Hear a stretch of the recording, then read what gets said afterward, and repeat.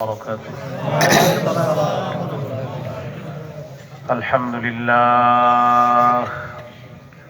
الحمد لله كفى وسلام على عباده الذين اصطفى. أما بعد فأعوذ بالله من الشيطان الرجيم. بسم الله الرحمن الرحيم. يا أيها الذين آمنوا لا تتخذوا اليهود والنصارى أولياء بعضهم أولياء بعض ومن يتولهم منكم فإنه منهم إن الله لا يهدي القوم الظالمين. وقال رسول الله صلى الله عليه وسلم من تشبه بقوم فهو منهم أو كما قال عليه الصلاة والسلام. اللهم صل على محمد وعلى آل محمد كما صليت على إبراهيم وعلى آل إبراهيم إنك حميد مجيد. اللهم بارك على محمد وعلى آل محمد كما باركت على إبراهيم وعلى آل إبراهيم إنك حميد مجيد. اللهم إني أعوذ بك من شر لساني ومن شر سمعي ومن شر بصري ومن شر مني. সুতারচাপুর, নিগুয়ারি, পাগলা, গফরগাঁও, ময়মনসিংহ কেন্দ্রীয় জামে মসজিদ পুনর্নির্মাণ উপলক্ষে বার্ষিক ওয়াজ মাহফিলের সভাপতি জনাব আলহাজ শামসুজ্জামান মোতাওয়াল্লি, সুতারচাপুর কেন্দ্রীয় জামে মসজিদ। প্রধান অতিথি আলহাজ হযরত মাওলানা ফজলুর রহমান খান মুহতামিম আল জামিয়াতুল ইসলামিয়া তুলুলি ও খতিবত্র মসজিদ। গুরুত্বপূর্ণ আলোচনা করেছেন আলহাজ মাওলানা শাহ আজিজুল হক সরকার, ইমাম খতিব ঈদগাহ বাইতুল আমান জামে মসজিদ, গুলশান, ঢাকা। হযরত মাওলানা হাবিবুর রহমান সিদ্দিকী, খতিব বাইতুল আমান জামে মসজিদ, খনমর্দি, মাধবদী, নরসিংদী। আমন্ত্রিত অতিথিবৃন্দ, উপস্থিত হযরত উলামায়ে কেরাম, মুসলমান ভাইরা, আল্লাহ তাআলার দরবারে শুকরিয়া আদায় করছি, আল্লাহ আমাদেরকে এই মাহফিলে উপস্থিত হওয়ার তৌফিক দান করেছেন, বলি আলহামদুলিল্লাহ। 6 পারা 16 নম্বর পৃষ্ঠা, সূরাতুল মাইদার 51 নম্বর আয়াতে কারিমা তেলাওয়াত করলাম। আয়াতে আল্লাহ তাআলা আমাদেরকে নিষেধ করেছেন একটা বিষয়, ইয়া আইয়ুহাল্লাযীনা আমানু লা তাত্তাখিযুল ইয়াহুদা ওয়ান নাসারা আউলিয়া। হে ঈমানদারগণ, তোমরা ইহুদি খ্রিস্টানদেরকে অভিভাবক রূপে গ্রহণ করো না। সূরা মাইদার 57 নম্বর আয়াতে আল্লাহ বলেন, ইয়া আইয়ুহাল্লাযীনা আমানু লা তাত্তাখিযুল্লাযীনা ইত্তাখাযু দীনাকুম হুজুওয়ান ওয়া লা'iবা মিনাল্লাযীনা উতুল কিতাবা মিন ক্বাবলিকুম ওয়াল কুফফারা আউলিয়া ওয়াত্তাকুল্লাহা ইন কুনতুম মুমিনিন।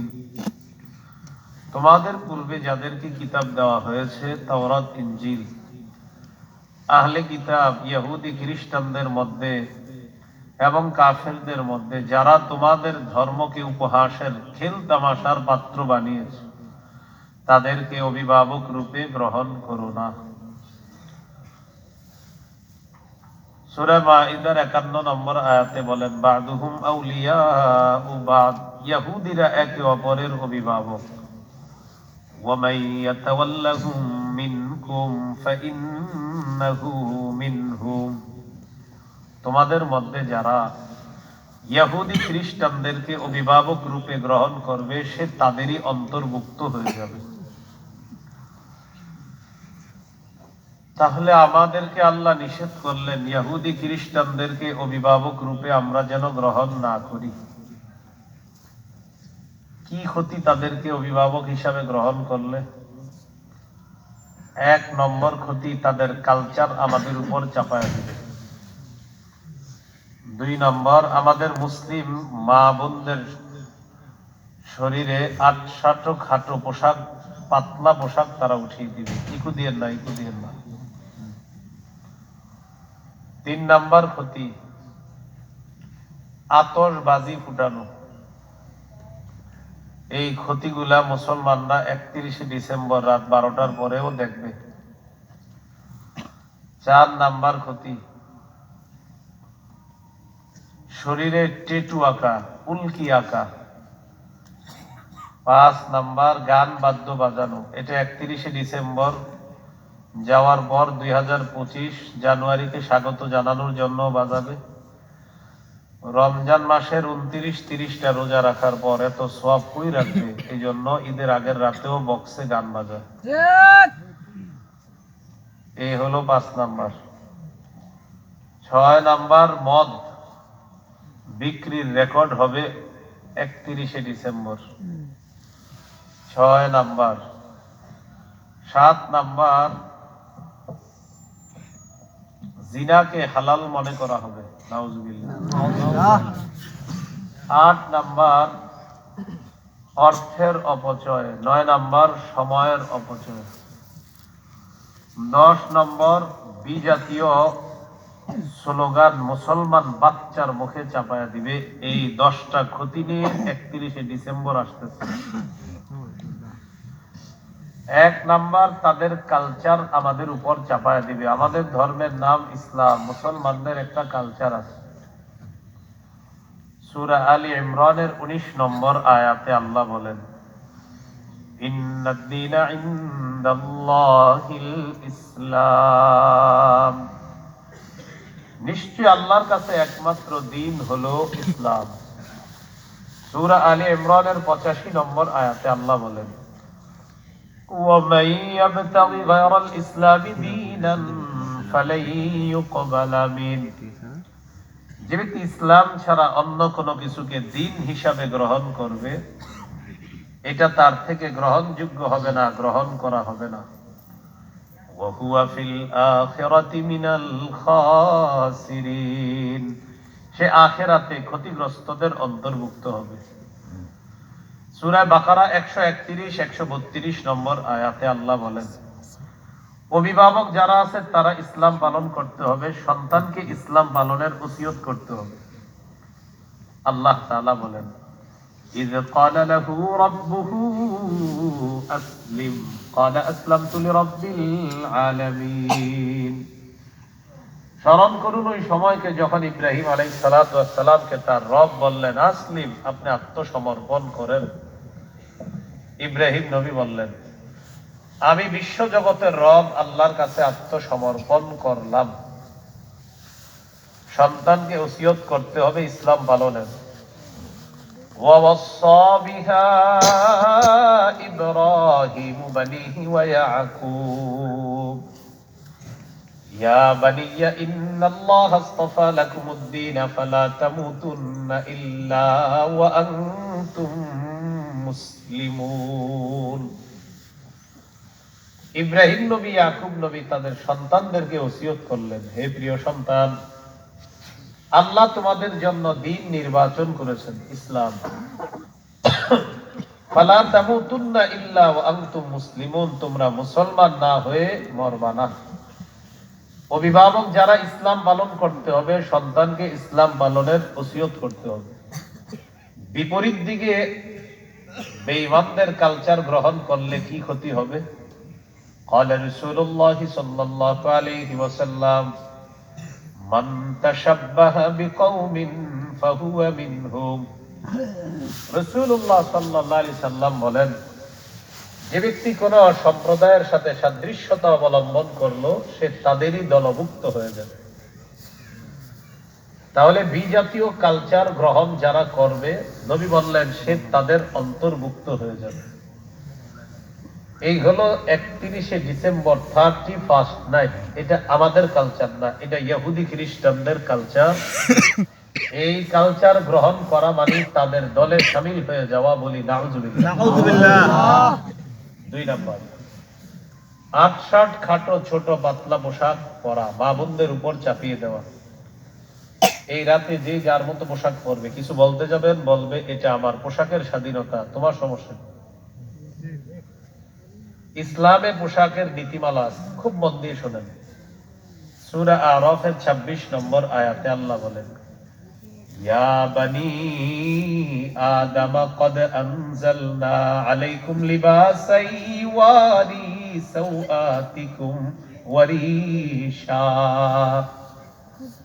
হে আদম সন্তান, আমি তোমাদেরকে পোশাক দিলাম, যে পোশাক তোমাদের সতর ঢেকে রাখবে। তোমাদের দেহের কিছু অঙ্গ আছে, যে অঙ্গগুলা অন্যরা দেখা হারাম, এই অঙ্গ ঢেকে রাখার জন্য তোমাদেরকে পোশাক দিলাম। ওয়ারিশা, এবং সৌন্দর্যতার জন্য। ওয়ালিবাসুত তাকওয়া যালিকা খায়র, আল্লাহ তাআলা বলেন তাকওয়ার পোশাক হলো সর্বোত্তম পোশাক। যালিকা মিন আয়াতিল্লাহি লাআল্লাহুম ইয়াযাক্কারুন, এটা আল্লাহর নিদর্শনাবলীর মধ্যে একটা নিদর্শন, যাতে তারা উপদেশ গ্রহণ করে। তাহলে পোশাক আল্লাহ দিয়েছেন সতর ঢাকার জন্য, তো পোশাকের গুরুত্ব ইসলামে আছে না নাই? তিরমিজির হাদিস 1999 নম্বর হাদিস, 1999। قال رسول الله صلى الله عليه وسلم لا يدخل الجنة من كان في قلبه مثقال ذرة من كبر। নবীজি বলেন, যার অন্তরের মধ্যে সরিষার দানা পরিমাণ অহংকার আছে, এই ব্যক্তি জান্নাতে প্রবেশ করবে না। নাউজুবিল্লাহ। সামান্য পরিমাণ অহংকার আছে অন্তরে, সে জান্নাতে যাবে না। এক সাহাবী প্রশ্ন করলেন, ইন্নার রাজুলা ইউহিব্বু আন ইয়াকুনা সাওবুহু হাসানান ওয়া না'লুহু হাসানাতান ইয়া রাসূলুল্লাহ। মানুষের মধ্যে কেউ কেউ চায় তার পোশাকটা যেন সুন্দর হয়, তার জুতা যেন সুন্দর হয়। হুজুর, এটাও কি অহংকার? নবীজি বললেন, না, এটা অহংকার না। ইন্নাল্লাহা জামিলুন ইউহিব্বুল জামাল, নিশ্চয়ই আল্লাহ সুন্দর, সৌন্দর্যতা আল্লাহ ভালোবাসেন। আল্লাহ সুন্দর, সৌন্দর্যতা আল্লাহ ভালোবাসেন। তোমার জুতা যদি সুন্দর হয়, তোমার পোশাক যদি সুন্দর হয়, এটা অহংকার না। তাহলে অহংকার কি জিনিস? নবীজি বলেন, আল কিবরু বাতারুল হাক্কি ওয়া গামতুন নাস। অহংকার হলো সত্যকে অস্বীকার করা, মানুষকে ছোট করে দেখা, এটা হলো অহংকার। সত্যকে অস্বীকার করা, মানুষকে ছোট করে দেখা, এটা হলো কি? অহংকার। তাহলে কি শিখলাম? পোশাকের গুরুত্ব ইসলামে এত বেশি। কেউ যদি উত্তম পোশাক পরে পরিপাটি করে রাখে নিজেকে, কেউ যদি একটা ভালো জুতা পরে, এটার গুরুত্ব ইসলামে আছে। নবীজি বলেন, অহংকার না থাকলে এই সুন্দর পোশাককে আল্লাহ পছন্দ করেন। সুবহানাল্লাহ। এবার একটু আমার সাথে বলেন, পোশাক 3 প্রকার। ওয়াজিব পোশাক, মুস্তাহাব, হারাম। বলেন তো, 1 নাম্বার ওয়াজিব, মুস্তাহাব, হারাম। ওয়াজিব পোশাক কাকে বলে? যেই পোশাক দিয়ে সতর ঢেকে রাখতে হয়, ওই পোশাককে ওয়াজিব বলে। মানে সতর ঢাকা যায় এতটুকু পোশাক পরা সবার জন্য ওয়াজিব। আবু দাউদের হাদিস 4017 নম্বর হাদিস। عن بهز بن حكيم عن أبيه عن جده قال قلت يا رسول الله عوراتنا ما نأتي منها وما نذر يا رسول الله ইয়া রাসূলুল্লাহ আমরা কতটুকু সতর ঢাকবো আর কতটুকু প্রকাশ করব আপনার কাছে জানতে চাই। নবীজি বললেন ইহফাজ আওরাতাক ইল্লা মিন যাওজাতিক, তোমার স্ত্রী ছাড়া সবার সামনে তোমার সতর ঢেকে রাখতে হবে। সাহাবী প্রশ্ন করলেন ইদা কানাল বাদু আলা বাদিন, যখন কেউ একজন আরেকজনের সাথে থাকে তখন কিভাবে সতর ঢাকবে? মেস আছে না, মেসে থাকে একসাথে 2-3 বন্ধু, হোস্টেলে থাকে 2-3 বান্ধবী মেয়েরা, তারা সতর কিভাবে ঢাকতে হবে? নবীজি বললেন ইনিস্তাতা আল্লা ইয়ারায়ান্নাহা আহাদ ফালা ইয়ারায়ান্নাহা, কোন ছেলে অপর ছেলের সতরের দিকে তাকাবে না, লজ্জাস্থানের দিকে তাকাবে না, কোন মেয়ে অন্য কোন নারীর অন্য কোন মেয়ের লজ্জাস্থানের দিকে তাকাবে না, নবী নিষেধ করে দিলেন। এবার বললেন ইয়া রাসূলুল্লাহ ইযা কানা আর-রাজুলু খালিয়ান, কোন ব্যক্তি যদি ঘরের মধ্যে একা থাকে তাহলেও কি সতর ঢাকতে হবে? এক ব্যক্তি ঘরে একা, রুমের দরজা বন্ধ, কেউ নাই, নবীজি বললেন আল্লাহু আহাক্কু আইয়ুস্তাহিয়া মিনহু মিনান নাস, ঘরে যদিও কেউ নাই আল্লাহ আছে, আর আল্লাহকে মানুষের চাইতে বেশি লজ্জা পাওয়া দরকার, তাই সতর আরো ভালো করে ডাকবা। কি বললেন? একা আছে ঘরে, মাশাআল্লাহ, আপনি ঘরে ঢুকেই সব ফালাই দিলেন, হবে না। একা থাকলে আল্লাহকে বেশি লজ্জা করতে হবে। একা ঘরে আছেন, সতর ঢেকে রাখতে হবে। শর্ট প্যান্ট পুরো কিন্তু আবার সব ভুলে দিলেন না, সতর ঢাকতে হবে। ঘরে একা আছেন, সতর ঢাকতে হবে, আল্লাহকে বেশি লজ্জা পেতে হবে। কথাটি বুঝে আসছে সবার? তাহলে এটা হলো ওয়াজিব পোশাক, সতর ঢাকতে হবে যতটুকু পোশাক দিয়ে, এটা হলো ওয়াজিব পোশাক। এ পাশের আওয়াজটা একটু কমান যায়, সামনের আওয়াজ একটু কমান। হ্যাঁ, বুঝতেছেন বারবার মাইক দূরে নিচ্ছি কেন?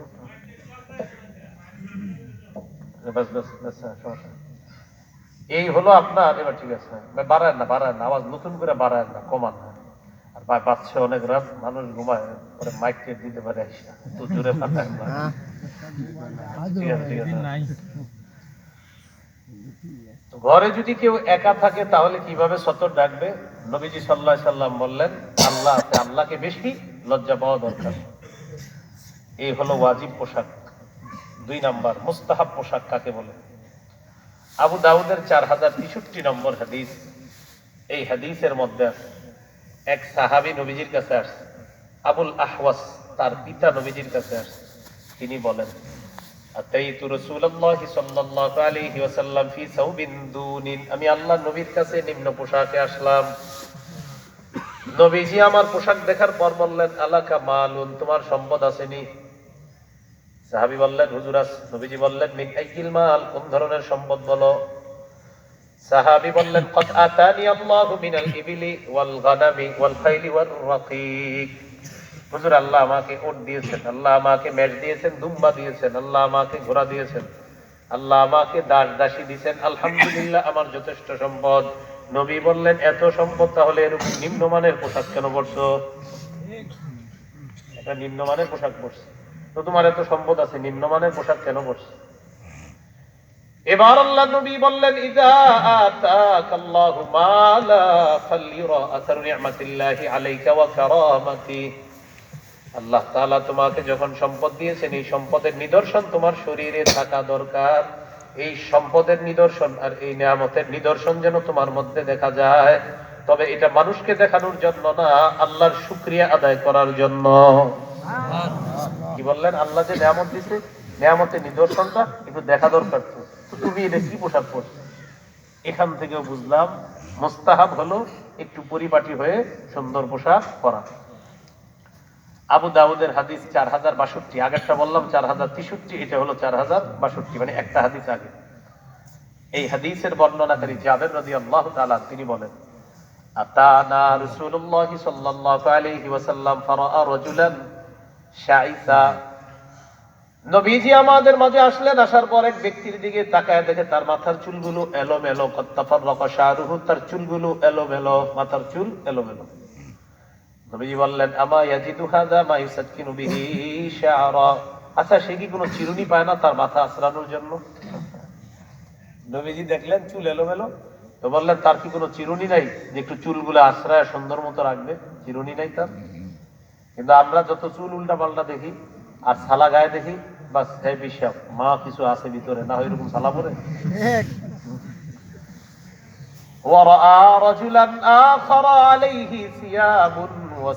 আরেক ব্যক্তিকে দেখলেন, দেখার পর নবী দেখলেন তার শরীরের মধ্যে ময়লা কাপড়। নবী বললেন আমা হাযা ইয়াজিদু মাআন ইয়াগসিলু বিহি সাওবা, সে কি পানি পায় না তার কাপড় ধোয়ার জন্য? চুল এলোমেলো দেখে বললেন আচ্ছা তার কি চিরুনি নাই মাথা আঁচড়ানোর জন্য? আর কাপড় ময়লা দেখে বললেন আচ্ছা তার কি পানি নেই কাপড় ধোয়ার জন্য? এখান থেকে বোঝা যায় পরিপাটি হয়ে ভালো পোশাক পরা এটা উত্তম। ভালো পোশাক মানে আবার ঝিক ঝাক এরকম না, হ্যাঁ, ভালো পোশাক, উত্তম পোশাক, ইস্ত্রি করে লন্ড্রি করে আপনি পোশাকটা বললেন, এই হলো উত্তম পোশাক। আর একটা হাদিস শোনেন, 1056 নম্বর হাদিস, ইবনে মাজাহ। কি বার আজকে? 12টার পরে শুরু হয়ে গেছে বার। কি বার? শুক্রবার। তো জুমার নামাজের দিন নবীজি খুতবা দিতেছে জুমার নামাজে, খুব ভালো করে শুনবেন। আম্মা জান আয়েশা সিদ্দিকা রাদিয়াল্লাহু তাআলা আনহার বর্ণনা, তিনি বলেন আন্নান নবী সাল্লাল্লাহু আলাইহি ওয়াসাল্লাম খাতাবান নাস ইয়াউমুল জুমআ, নবীজি জুমার দিন খুতবা দিতেছে। নবীজি তাকায় দেখলেন আলাইহিম সিয়াবান নিমার, নবী দেখেন অনেক সাহাবীদের গায়ের মধ্যে কাজের পোশাক, যে পোশাক পরে তারা কাজ করে ওই কাজের পোশাক তাদের গায়ে, যে পোশাক পরে কাজ করে ওইগুলো পরেই জুমার নামাজে চলে আসে। নবীজি যখন এই পোশাক দেখলেন, দেখার পর বললেন আমা আলা আহাদিকুম ইন ওয়াজাদা সাআতান আইয়াত্তাখিযা সাওবাইনি লিজুমুআতিন সিওয়া সাওবাই মাহনাতিহি, তোমাদের মধ্যে যাদের সামর্থ্য আছে তারা কাজের পোশাকটা জুমার নামাজের দিন কাজের পোশাকটা রাইখা আলাদা দুইটা পোশাক রাখবা, ওই দুই পোশাক পরে জুমার নামাজ আসবা। কি বলছে দেখেন, কাজের পোশাকটা এটা রাইখা আলাদা দুইটা ভালো পোশাক পরে জুমার নামাজ আসবা। এখান থেকে বোঝা যায় জুমার নামাজ, ঈদের নামাজ, এগুলো একটু উত্তম পোশাক পরে পড়া ভালো। যে কোনো নামাজ পরিপাটি হয়ে পড়বেন। দলিল সূরা আরাফের 31 নম্বর আয়াতে আল্লাহ বলেন ইয়া বানি আদম খুযু যিনাতাকুম ইনদা কুল্লি মসজিদ, হে আদম সন্তান তোমরা প্রত্যেক নামাজের সময় বেশভূষা ধারণ করো। অনেকে আমরা পুকুর থেকে ডুব দিয়ে গরমকালে পুইছাই, গামছাটা গায়ে দিয়ে আল্লাহু আকবার দাঁড়ায় গেছে, তারপরে বইলেন। আমি এটা বলার পর আবার এমন না যে গামছা গায়ে দিয়ে নামাজ পড়বো, হুজুরে কি বলছে না আর পড়বো না, আপনি বইলেন ভাই গামছা তারাও বইলেন।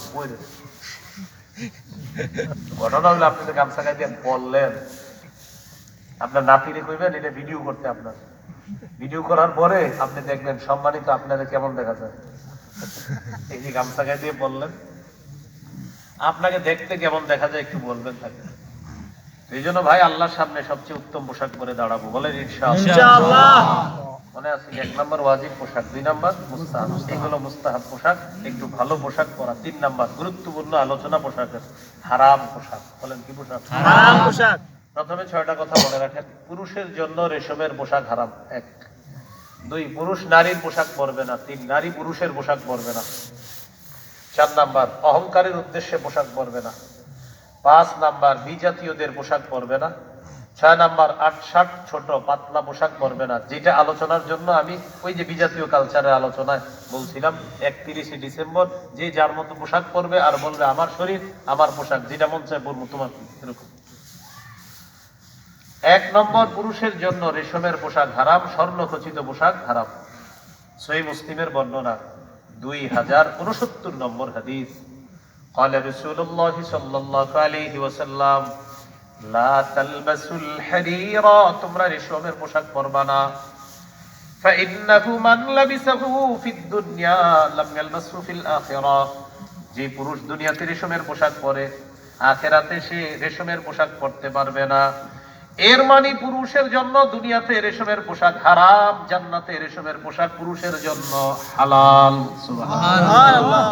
দুনিয়াতে হারাম, জান্নাতে হালাল। তাহলে রেশমের পোশাক পরতে নবী নিষেধ করলেন। সহিহ বুখারীর বর্ণনা 5837 নম্বর হাদিস, 5837 5837।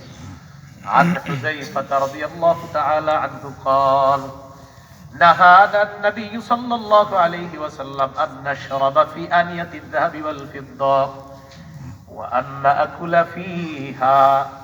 নবীজি আমাদেরকে নিষেধ করেছেন আমরা যেন স্বর্ণ রূপার গ্লাসে পানি পান না করি, পাত্রে পানি পান না করি, স্বর্ণ রূপার প্লেটের মধ্যে আমরা খাবার না খাই। নবী নিষেধ করেছেন স্বর্ণের প্লেটে খাবার যেন না খাই, স্বর্ণের পাত্রে পানি যেন পান না করি। এরপরে কি বলা দেখেন, ওয়ান লুবসিল হারিরি ওয়াদ-দিবাজ, পাতলা রেশম, মোটা রেশম পরতে আল্লাহ নবী আমাদেরকে নিষেধ করছেন। ওয়া আন নাজলিসা আলাইহি, রেশমের উপর বসতেও আল্লাহ নবী আমাদেরকে নিষেধ করছেন। অনেকের বাড়িতে বেড়াইতে যাবে, তাদের সোফার মধ্যে অনেক সময় যদি রেশমের কোনো সুতা টুতা থাকে, পুরুষরা বসেন না ওইখানে। আপনার সাথে যে স্ত্রী যাবে, আপনার মেয়ে যাবে, ওই মেয়েরে বিবিরে বসাইবেন, বলবেন রেশম খচিত সোফায় তুমি বসো, আমি বসবো না। পুরুষ রেশমের কাপড় পরবেও না, রেশমের কাপড়ের উপর বসবেও না, স্বর্ণ সে পরবেও না, স্বর্ণের কিছুর উপর পুরুষ বসবেও না। কি ভাই মনে থাকবে নি? এই সোফা চেক করবেন, সোফায় আপনার যদি রেশমের কোনো সুতা টুতা থাকে, অনেক সময় ছোট ছোট বালিশগুলো থাকে না পিছনে, এই রেশমের কোনো সুতা আছে কিনা চেক করবেন। যদি থাকে আপনি পুরুষ মানুষ না, আমার নবী বলছে অতএব রেশমের কোনো ছোঁয়া আমি দুনিয়াতে লাগাবো না, আমি আখিরাতের জন্য রেখে দিলাম।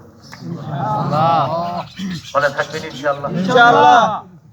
সহিহ বুখারীর বর্ণনা 5633 নম্বর হাদিস।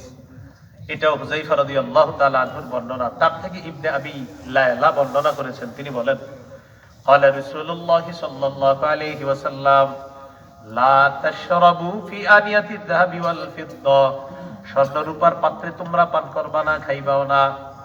ওয়ালা তালবাসুল হারীর ওয়াদ-যাহাব, রেশম পরিধান করবা না, স্বর্ণ তোমরা ব্যবহার করবা না পুরুষরা।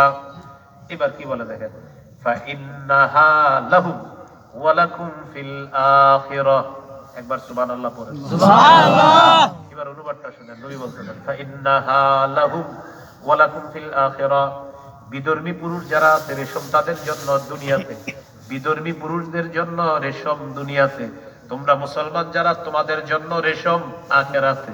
সুবহানাল্লাহ। বিধর্মী পুরুষের জন্য রেশম দুনিয়াতে, তোমরা মুসলমান পুরুষ যারা তোমাদের জন্য রেশম আখিরাতে। আল্লাহ আমাদেরকে আখিরাতের সঞ্চয়টা আখিরাতেই যেন রাখতে পারি, আল্লাহ তৌফিক দান করুন। আমিন। এখান থেকেও বুঝলাম রেশম স্বর্ণ পুরুষের জন্য হারাম। মাসালা, রেশম নারীদের জন্য বৈধ দুনিয়াতে, নারীদের জন্য স্বর্ণ বৈধ। তাহলে রেশম স্বর্ণ বৈধ জানি আমরা সবাই, রেশম নারীদের জন্য বৈধ আছে। দলিল সহিহ মুসলিমের বর্ণনা 2071 নম্বর হাদিস। মাদ্রাসা পাঠ্যপুস্তক অনুসারে মোট হাদিস সংখ্যা হবে 3033টা। এই হাদিসের মধ্যে আছে عن علي بن أبي طالب رضي الله تعالى عنه قال أهديت لرسول الله صلى الله عليه وسلم حلة سيراء, আল্লাহ নবীর কাছে একটা রেশমের কাপড় হাদিয়া, নবীর কাছে রেশম বানাইছে। তো হাদিয়া আসার পর ফাবাআসা বিহা ইলাইয়া, হযরত আলী বলেন রেশমের পোশাকটা নবী আমার কাছে পাঠিয়ে দিয়েছে। আমি শক কইরা লাবিস্তুহা, এটা পড়ছি, রেশমের পোশাকটা পড়ছি, পরে নবীজির কাছে গেছি, ভাবলাম নবীজি বলবে মাশাআল্লাহ সুন্দর হয়েছে, এরকম নবীজির কাছে গেছি। তো রেশম পরে যখন গেলাম, যাওয়ার পর নবীজি আমারে যখন দেখলেন, আমি নবীজির চেহারা দেখে বুঝতে পারছি ঘটনা খারাপ। আরাফতুল গাদাবা ফি ওয়াজহিহি, নবীর চেহারা মুবারকের দিকে তাকায় দেখি স্পষ্ট রাগ হয়ে আছে। নবীজির চেহারা মুবারকের মধ্যে রাগের চিহ্ন যখন আমি দেখলাম, বুঝতে পারলাম আল্লাহর নবী রেশমের পোশাকের উপর রাগ করছে। এবার আমাকে বললেন ইন্নী লামা আবআস বিহা ইলাইকা লিতালবাসাহা, এটা তোমাকে পরার জন্য আমি পাঠাই নাই। ইন্নামা বাআসতু বিহা ইলাইকা লিতুশাক্কিকাহা কুমরান বাইনান নিসা, এটা তোমার কাছে পাঠিয়েছি, তুমি এটা টুকরা টুকরা করে ওড়না বানাবা, আর ওড়নাগুলা তোমার পরিবারের নারীদেরকে পড়তে দিবা।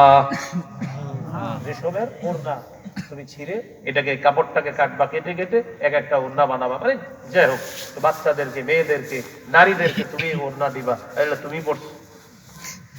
তো হযরত আলী, সহিহ বুখারীর বর্ণনা আছে, হযরত আলী বলেন ফাশাক্কাকতুহা বাইনান নিসা, আমি এটা টুকরা টুকরা করে ওড়না বানাইলাম আর নারীদেরকে ওড়না হিসাবে পরিধান করার জন্য দিয়ে দিলাম। এখান থেকে বোঝা যায় নারীদের জন্য রেশম বৈধ, নারীদের জন্য রেশম বৈধ আছে, এটা এখান থেকে বোঝা যায় হাদিস থেকে। তাহলে আমরা কি শিখলাম? 1 নাম্বার, পুরুষের জন্য রেশম হারাম, নারীর জন্য রেশম বৈধ, এটা বুঝলাম। 2, পুরুষ নারীর পোশাক পরবে না। 3, নারী পুরুষের পোশাক পরবে না। লানা রাসূলুল্লাহ সাল্লাল্লাহু আলাইহি ওয়াসাল্লাম আর-রাজুলা ইয়ালবাসু লিবসাতাল মারআ ওয়াল মারআতা তালবাসু লিবসাতার রাজুল। ওই পুরুষের উপর আল্লাহ নবী অভিশাপ দেয়, ওই পুরুষকে আল্লাহ নবী অভিশাপ দেয় যে পুরুষ নারীর পোশাক পরে, আর ওই নারীকে আল্লাহ নবী অভিশাপ দেয় যে নারী পুরুষের পোশাক পরে। গায়ে হলুদের মধ্যে দেখবেন আপনাদের উত্তর পাড়ার আব্দুর রহিম দাঁড়ায় আছে, লম্বা একটা ওড়না তার গলার মধ্যে আছে, পিছন থেকে বলো আসসালামু আলাইকুম আপা কি অবস্থা। আপা মানে আমি তো আব্দুর রহিম। ও আচ্ছা, আপনি তো চিনবেন আসলে, যাই না শুনেই বলবেন। না আমি আসলে ওড়না দেখলাম তো আপনার, হঠাৎ তো ভাবলাম কোনো কি হইলো না হইলো আপনার। যেই পুরুষ নারীর পোশাক পরে ওই পুরুষকে নবী অভিশাপ দিচ্ছে, আর যেই নারী পুরুষের পোশাক পরে ওই নারীকে আল্লাহ নবী অভিশাপ দিচ্ছে। শখ করে বাচ্চা মেয়েটাকে প্যান্ট পরায় শার্ট পরায়, এই মেয়েটা আস্তে আস্তে বড় হয়, বড় হওয়ার পরেও বলে আব্বা প্যান্ট শার্ট লাগবে আমার। ছোটবেলা থেকে শিখেছেন কেন? এই মেয়েটার উপর আল্লাহ নবী অভিশাপ দেয়। কিছু বলতে যাবে ধমকি দিবে, এই বাড়িতে থাকবো না চলে যাবো, কিন্তু তার পোশাকের উপর কিছু বলতে পারবেন না। আপনি শিখাইছেন ছোটবেলা থেকে কি করা। লাআনা রাসূলুল্লাহ সাল্লাল্লাহু আলাইহি ওয়াসাল্লাম আল মুতাশাব্বিহিনা মিনার রিজালি বিন নিসা ওয়াল মুতাশাব্বিহাতি মিনান নিসাই বির রিজাল। যে পুরুষ নারীর রূপ ধারণ করে, এই যে নারী পুরুষের রূপ ধারণ করে, উভয়ের উপর আল্লাহ নবী অভিশাপ দেয়। নাউযুবিল্লাহ। যে পুরুষ নারীর রূপ ধারণ করে আর যে নারী পুরুষের রূপ ধারণ করে, উভয়ের উপর আল্লাহ নবী অভিশাপ দেয়। নাউযুবিল্লাহ। পুরুষ নারীর রূপ ধারণ করে কিভাবে? কানের মধ্যে দুল পড়ছে পুরুষ, কানে দেখবেন সিধা করে ছিদ্র করে দুল, এগুলো কি গ্রামগঞ্জে শুরু হয়েছে না? কান ছিদ্র করে দুল পড়বে, তো পিছন দিয়ে বলতে আয়শা খাতুন কি অবস্থা? রাগ হবে আপনার উপর, না রাগ করেন না, মানে নবীজি বলছে যে এক শ্রেণীর পুরুষরা নারীর রূপ ধারণ করবে, আপনি রাগ করেন না, এই জন্য আপনাকে বলছে, আপনি কষ্ট নিয়েন না। নির্লজ্জ যদি হয় তাহলে তো পরিবর্তন হবে না, আর লজ্জা শরম যদি কিছু থাকে এটা খুলে ফেলবে। যেই পুরুষ নারীর রূপ ধারণ করে আর যেই নারী পুরুষের রূপ ধারণ করে, উভয়ের উপর আল্লাহ নবীর অভিশাপ। লানা রাসূলুল্লাহ সাল্লাল্লাহু আলাইহি ওয়াসাল্লাম আল মুখাদ্দাসিনা মিনার রিজাল ওয়াল মুতারাজ্জিলাতি মিনান নিসা। অনুবাদটা সবাই মিলে করি, চলেন বলেন। পুরুষ বেশি, পুরুষ বেশি, নারীকে, নারীকে, নারী বেশি পুরুষকে, নারী বেশি পুরুষকে আল্লাহ নবী অভিশাপ